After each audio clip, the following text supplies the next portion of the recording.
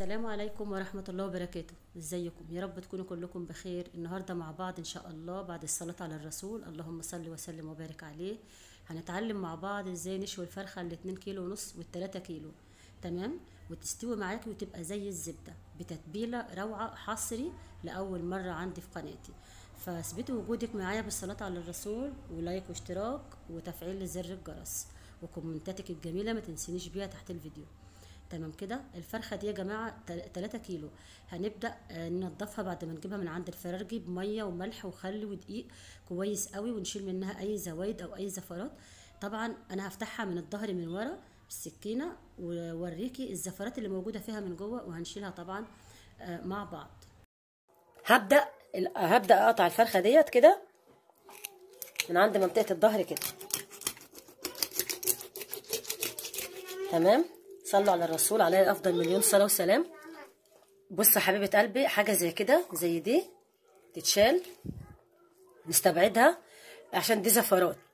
يعني ايه زفرات؟ يعني مهما تحط في توابل ومهما تحط في حاجات عشان تشيل الزفرات دي، وطول ما هي موجوده ولا كانك بتعملي حاجه، ده كله كده لازم يتشال، واللي هنا ده برده لازم يتشال. فانا هشيله وارجع لك عشان ما يبقاش الفيديو طويل علينا.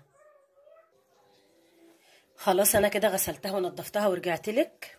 هبدأ بقى اعمل فيها فتحات عشان طبعا لما نحط التتبيله كل الحاجه بتاعتنا تخش جوه الفرخه. لو اول مره تشوفي قناتي يا ريت تعملي لي لايك تحت الفيديو، ويا ريت كمان لو شيرت الفيديو مع اصحابك عشان توصل لهم المعلومه في اسرع وقت ممكن. ويبقى فضل منك لو اشتركتي، علامه اشتراك تحت الفيديو على طول بالاحمر، يا ريت لو دوست اشتراك. وهيظهر لك كلمه الكل، فعلي الكل عشان ايه؟ تفعلي الجرس. دوسي على الكل عشان تفعلي الجرس عشان توصلك اشعارات بفيديوهاتي اول باول. هتستفادي جدا وانت معايا. بعمل وصفات خاصه بالجسم، خاصه بالشعر، خاصه بالاكل والشرب، خاصه بالبيتزات، بالحلويات، بالفطاير. ان شاء الله هتستفادي كتير جدا مني ومن قناتي. وهسيب الجلد زي ما هو، انا مش هشيل الجلد، تمام. وهبدا افتح من تحت الجلد كده فتحات زي كده. مش هقطع برضو الفرخه، لو انت حابه تقطعيها قطعيها، بس انا بحب اعملها وهي كده. واخده بالك من السكينه بتخش ازاي، والجلد زي ما هو سليم اهو في الدبوس ماشي. وكمان هنا كده في الطبله بتاعت الورك زي ما بيقولوا اهي كده. وشوف التتبيله بتاعتنا مختلفه عن اي تتبيله انت شفتيها على اليوتيوب، حصري لاول مره على اليوتيوب. الفرخه دي هتبقى معاكي اجمل واطعم واحلى من اللي بتجيبيها من بره مليون مره. تابعيني وكملي الفيديو للاخر وانت المستفاده، بس ما تنسينيش باللايك. ولو عجبك اكلنا وعجبتك وصفاتنا وفيديوهاتنا مع بعض، يا ريت تكتبي لي في الكومنتات رايك ايه في القناه ورايك ايه في محتوانا. اي حاجه نفسك فيها اطلبيها، طلباتكم اوامر على راسي، هعملها لكم من عندي ومن عندي. انا طبعا بعمل الفرخه المشويه ديت بناء على طلب مشاهديني طبعا وحبايبي في القناه بره مصر وجوه مصر. ربنا ما يحرمنيش منهم ابدا ولا من تعليقاتهم الجميله، دايما رافعين من روحي المعنويه ومديني حافز وطاقه. ربنا ما يحرمنيش منهم ولا من ذوقهم، امين يا رب العالمين. وكل حد بيقول لي كلمه حلوه ربنا يجعلها في ميزان حسناته. ومتشكره لكم جدا جدا جدا جدا حبايبي جوه وبره مصر، ربنا ما يحرمنيش منكم، امين يا رب العالمين. طبعا يا جماعه انا لسه قناتي صغيره بس مش هتكبر غير بيكم وبوجودكم معايا. خلاص يا حبيبي، انا كده قطعتها كويس جدا من تحت الجلد وسبت الجلد زي ما هو. الجلد ده هو اللي هيديها اللون. تابعيني وتعالي بينا نعمل الخلطه بقى مع بعض. نسيب الفرخه بتاعتنا كده هنا ونعمل الخلطه بقى مع بعض. الخلطه بتاعتنا متقسمه على مرحلتين. اول مرحله معانا المرحله السايله اللي هي عباره عن ايه؟ ديت علبه زبادي بلدي بعلب السوق. هنحط عليها معلقتين كبار طحينه او معلقه اللي موجود عندك معلقه، نص معلقه، معلقتين. بس صدقيني الطحينه بتفرق جدا جدا في الطعم، بتديها طراوه وريحه جميله جدا جدا وبتخليها خفيفه كده على المعده. احنا طبعا كلنا عارفين فوائد السمسم وفوائد الطحينه ايه، يعني غنيه عن التعريف. ما شاء الله ما شاء الله. جربي تعمليها بالطحينه وبالزبادي مع بعض، شوفي الفرخه هتبقى قد ايه جميله وممتازه. دول كده معلقتين كبار طحينه وعلبه زبادي بعنب السوق، وكمان معلقه او معلقتين كبار خل وعصره ليمونتين. ماشي، عصره ليمونتين كبار. وحوالي كده معلقه كبيره عسل اسود او معلقه صغيره. خلي بالك بيديها لون روعه وما بيأثرش ابدا ابدا في الطعم، بيخلي طعمها جميل جدا، جربيها بيه. وكمان نص معلقه كبيره سكر خشن. هتسألين السكر ليه والعسل ليه؟ دول بيدوها لون وبيدوها كرمله وبيخلوا طعمها روعه، ما بيبانوش خالص في الطعم، ما بيأثروش في الطعم، هما بيأثروا في اللون. وكمان معلقه كبيره ملح. طبعا احنا متعودين ان احنا بنظبط الملح. نص معلقه كبيره كمون ناعم، ونص معلقه كبيره برضو فلفل اسود ناعم، وده عشان الزفاره. مكعب مرق، وضروري منه، ما تقوليش طبعا طعم الفرخه كفايه ابدا، ده ضروري منه، ضروري منه جدا، هيخلي لك الطعم روعه. اتخيلي بقى كمان نص معلقه كبيره بابريكا اللي هو الفلفل الاحمر البارد، يعني هيخلي مع العسل مع البابريكا مع السكر هيخلوا الفرخه بتاعتك ديت حكايه، واللون روعه روعه. خلي بالك الفرخه دي كبيره، طبعا احنا متعودين مع بعض ان احنا بنشوي فرخه صغيره، فجربي بقى الخلطه بتاعتي ديت في الفرخه الكبيره. نبدا بقى نقلب دول كده لغايه ما يختلطوا كويس قوي مع بعض. تقلبهم بالمعلقه، تقلبهم بالمضرب، المهم تقلبهم كويس قوي. اتخيلي كده الخلطه دي مع الفرخه، اتخيلي انت بقى طعم الفرخه. ما تنسينيش باللايك، وجربي الفرخه بتاعتي ديت وطريقه التتبيله والخلطه، مش هتبطلي تعمليها، حاجه في منتهى الجمال. كده احنا هنسيب الخلطه دي كده على جنب، وهقول لك بقى على الحاجه التانيه اللي احنا هنعملها. دي كده مرحله واحد، تمام. هنيجي بقى المرحله اتنين في الكبه بتاعتنا. دلوقتي يا حبيبه قلبي معانا قرن فلفل حامي، معانا بصلايه كبيره، لو عندك كرفس حطي عودين كرفس او 3 اعواد كرفس كبار، وهنا 4 فصوص توم كبار، وطماطميه كبيره متقطعه. ده كله كده هنضيف في الكبه بتاعتنا كده عشان نضربه كويس قوي مع بعض، ما بنحطش معاه اي توابل ولا اي حاجه، هو بس كده. هفرمه وارجع لك، مش هحط معاه اي حاجه. وادي الخلطه بتاعتنا ضربناهم كلهم خشن. ليه خشن؟ عشان مش هنشوي الفرخه وهم موجودين طبعا، هنتبلها ونسيبها اقل حاجه 6 ساعات. هنبدا بقى نضيف دي على دي، ننزل كده الاتنين على بعض. التتبيله ديت في منتهى الجمال. هنعمل ايه بقى؟ هندوقها عشان نظبط الملح، لازم تدوقيها وتظبطي الملح.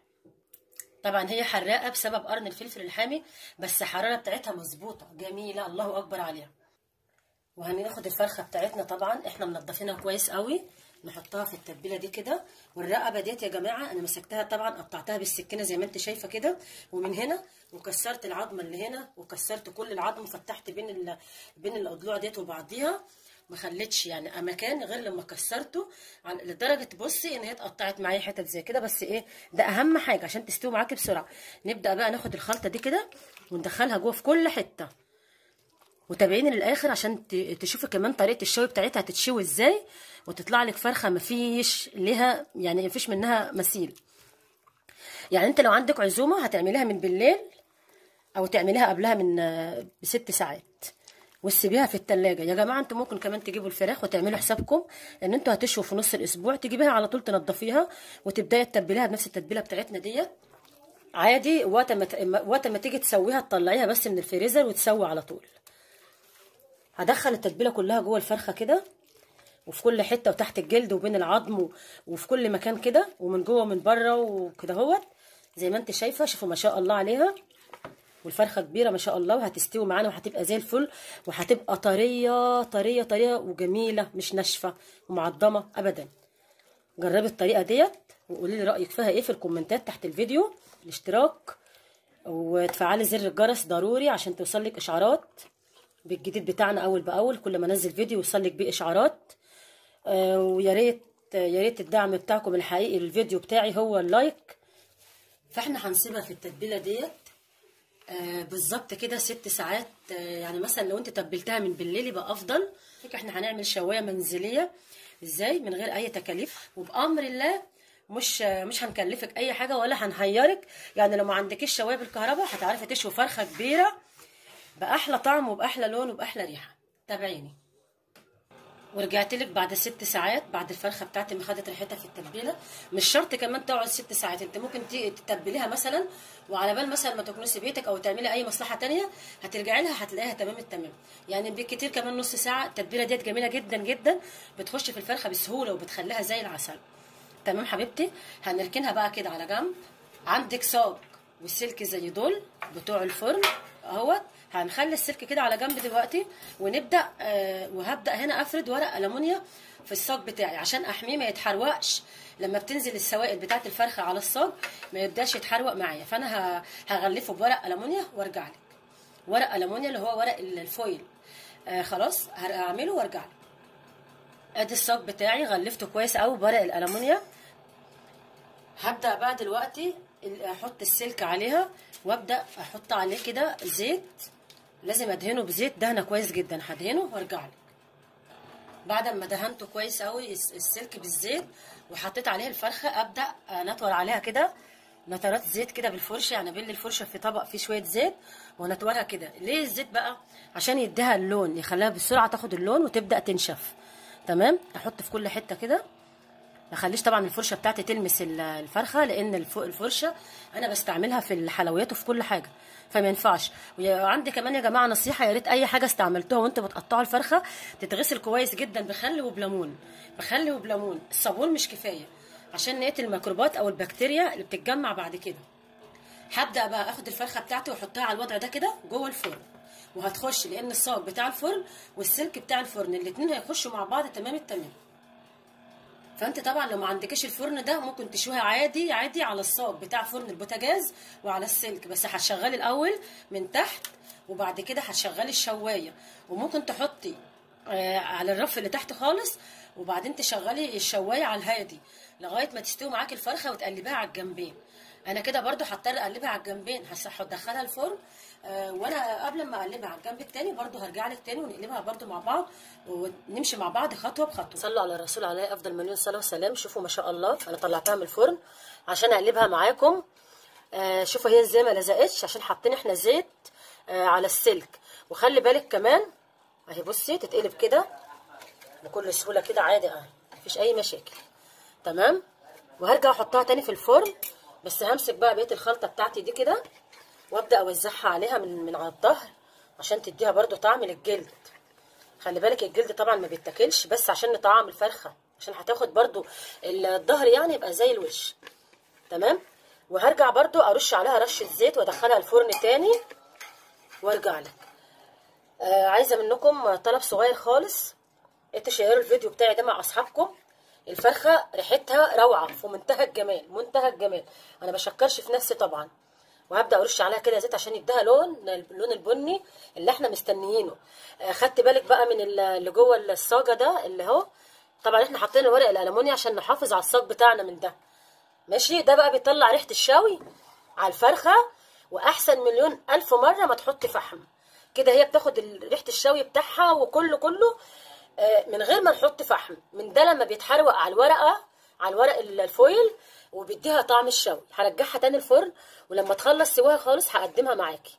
دي يا حبايبي ما شاء الله الفرخه بتاعتنا استوت اهيت. شايفين الورقه اللي احنا حطيناها في الصاجه ديت حميتها ازاي؟ حميتها من الحروقه دي. كان زمان الصاجه هي اللي متبهدله كده. ايه رايكم في الجمال والحلاوه دي؟ بصي تعمليها لضيوفك ولاولادك ما شاء الله لا قوه الا بالله العلي العظيم. واشوف وشكم في وصفات تانية كتير، والسلام عليكم ورحمه الله وبركاته.